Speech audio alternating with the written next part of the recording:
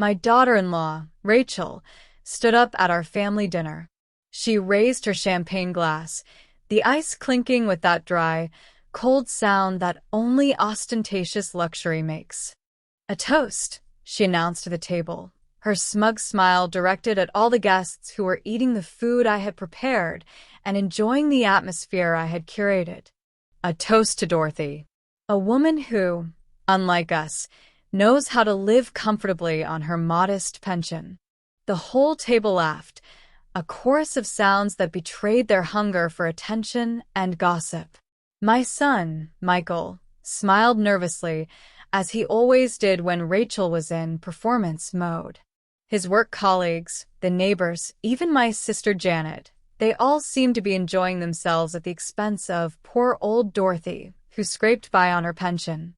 What they didn't know, while they filled their mouths with my truffle roast and sipped my 98 Bordeaux, was that dinner was taking place in a restaurant I owned, and the woman they were celebrating for her success was stealing a salary from my subsidiary. I reached for my vintage Louis Vuitton bag. I pulled out a piece of paper, though it wasn't my standard business card, and slid it across the polished mahogany table, right in front of Rachel. "By the way, Rachel," I said sweetly, raising my voice so that my firm and measured tone cut through the chatter, "I'm looking for a new head of sales for one of my divisions. You're fired, and you were fired by me."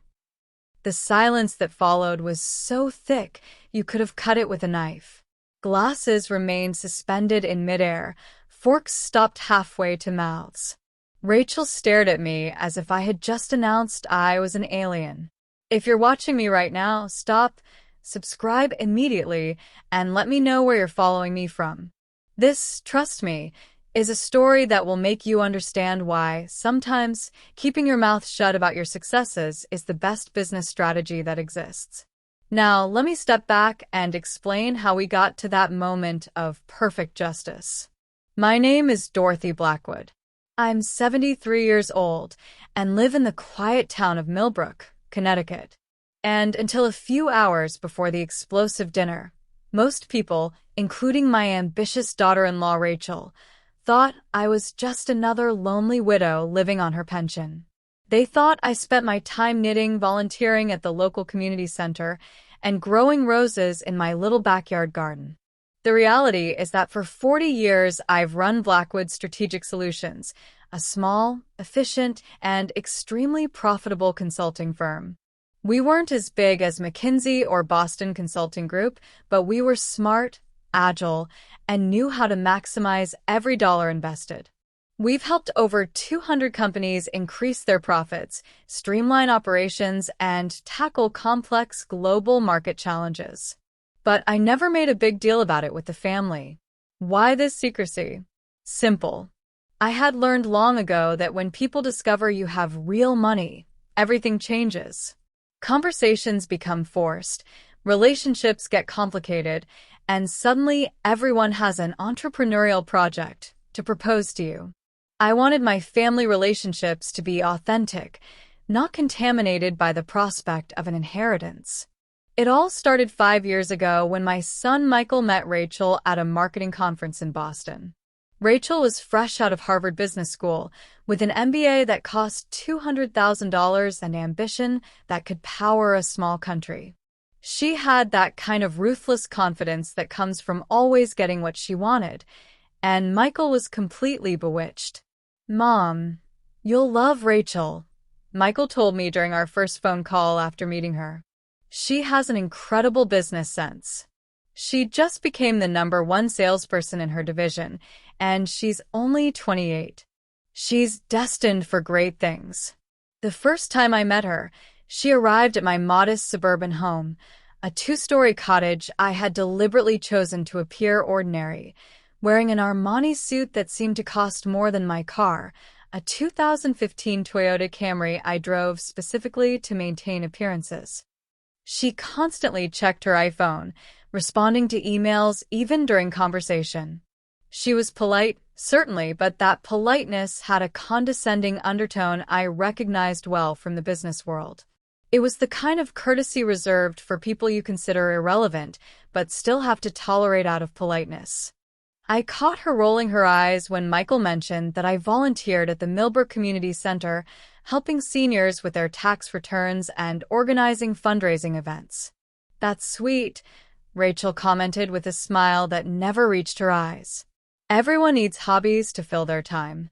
That phrase, "everyone needs hobbies to fill their time," became my warning signal. It meant she considered me one of those lonely widows who invent activities to feel useful, an elderly woman who had nothing truly important to do with her life except fill her empty days with small good deeds. Rachel was convinced that real life, real power, was found only in multi-million-dollar contracts, PowerPoint presentations, and boardrooms with Manhattan views, not in community center chatter or conversations about tomato prices at the local market. During that first visit, I noticed how Rachel examined my house with an appraiser's eyes. She looked at the furniture, deliberately modest, the paintings on the walls, reproductions, not originals, the television, a 5-year-old model. She was cataloging everything, probably calculating the value of Michael's future inheritance. What she didn't know was that my real home, an 8,000-square-foot villa on 20 acres in Connecticut, was registered under the name of one of my holding companies. That little house was just my costume for family occasions. The evolution of the relationship and early signs. 2 years after their first meeting, Rachel landed what she called her dream job, head of sales at Hartwell Industries, a medium-sized consulting firm based in Stamford. Her enthusiasm was contagious, but also revealing. Finally, she told me during one of our monthly dinners, cutting her salmon with precise, theatrical movements, "I work for a company that understands the value of innovation." Hartwell Industries isn't one of those dusty old firms that do things like they did in the 80s. We're cutting edge. We use artificial intelligence, big data analysis, everything needed to compete in the modern market. She couldn't stop bragging. Every single family conversation included detailed updates on her commission checks, which grew every month, her new office with a view of Long Island Sound, her plans to completely transform the company's entire sales strategy. The problem with most consulting firms, she declared with the authority of someone who had read too many Harvard Business Review articles, is that they're run by people who don't understand the contemporary market. They use antiquated strategies, rely on personal relationships instead of concrete data, and don't know how to scale their services. Michael nodded admiringly. Rachel has already increased her department's sales by 40% in 6 months, he informed me proudly. The CEO has already offered her a promotion. "I'm going to transform that place," Rachel declared at one of our monthly dinners, gesticulating with her fork as if she were conducting an orchestra. "Their current sales approach is completely outdated. I'll probably be running the entire commercial division within 2 years, and the entire company within 5. That's when I realized exactly which company she was talking about. Hartwell Industries. The name sounded familiar, and when I got home that evening, I checked my files. Hartwell Industries wasn't just any consulting firm. It was one of my biggest competitors in the New England region. We had competed for several contracts over the past few years, and they had won some bids I thought were in our pocket. With Rachel as head of sales, the game was officially on, even though she didn't know she was playing against me. The interesting thing was that Rachel seemed genuinely convinced that Hartwell was superior to all other consulting firms in the area. "We have technology that other companies haven't even imagined," she told me once. "Integrated CRM systems, predictive analytics, marketing automation. The old consulting firms that still do everything by hand are destined for extinction." I smiled and nodded, pretending to be impressed by her technological expertise.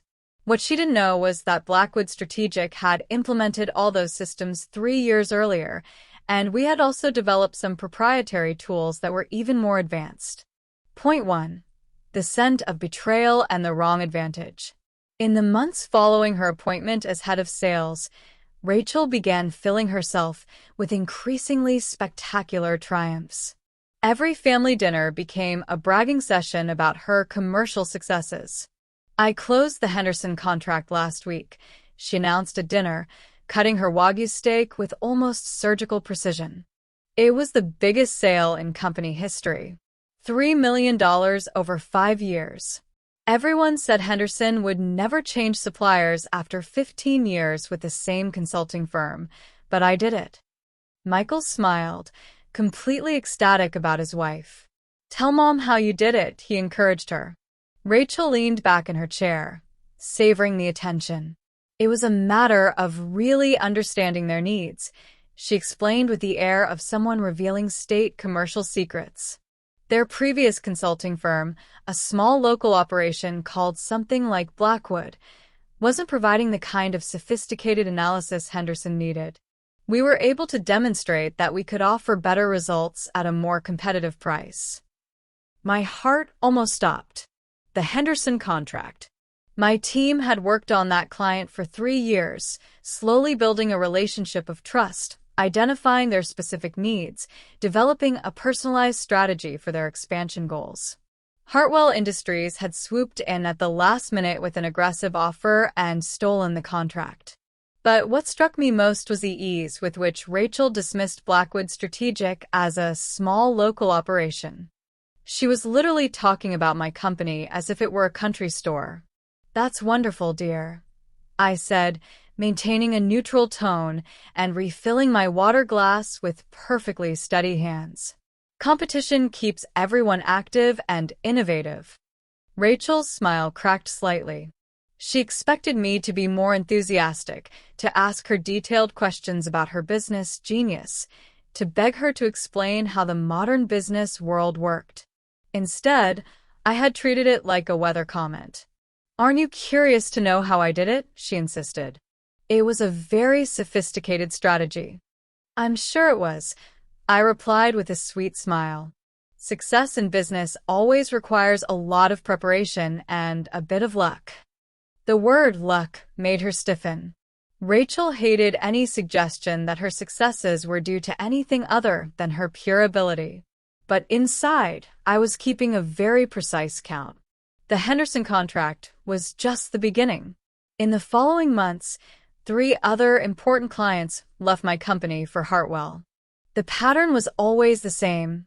Rachel approached them with incredibly detailed information about their internal operations, their specific challenges, their growth plans. Information that could only come from someone who had access to our internal files or who had had very in-depth conversations with people who knew these clients intimately. The problem was that I had never discussed these specific details with anyone outside my company. The particular challenges of the Morrison client, for example, or the Williams Company's international expansion plans, these were pieces of information I had shared only with my senior consulting team. This meant one of 2 things. Either Rachel had suddenly become the most gifted commercial detective in New England, or she was getting help from someone who had direct access to my confidential information. "Mom, you should really ask Rachel for advice on your community center projects," Michael suggested to me one evening while we were washing dishes after dinner.